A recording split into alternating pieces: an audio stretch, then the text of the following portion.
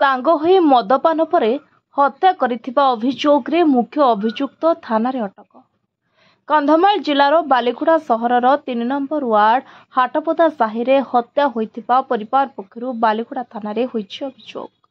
ସୂଚନା ଅନୁଯାୟୀ ଗତକାଲି ବିଳମ୍ବିତ ରାତିରେ ହାଟପଦା ସାହିରେ ଜଣେ 2 ଜଣ ସାଙ୍ଗ ମିଶି ମଦ୍ୟପାନ କରିବା ପରେ ଦୁହିଁଙ୍କ ମଧ୍ୟରେ ପ୍ରଥମେ ବଚସା ପରେ ଜଣେ ଅନ୍ୟ ଜଣଙ୍କୁ ଉତ୍ତ୍ୟକ୍ତ ହୋଇ ଠେଙ୍ଗାରେ ଆଘାତ କରିବାରୁ ଘଟଣାସ୍ଥଳରେ ଜଣଙ୍କର ମୃତ୍ୟୁ ହୋଇଥିବା ଜଣାପଡ଼ିଛି। ମୃତ ବ୍ୟକ୍ତି ଜଣକ ହେଉଛନ୍ତି ମୁଣ୍ଡା ସାହିର ଶଙ୍କର ନାୟକ।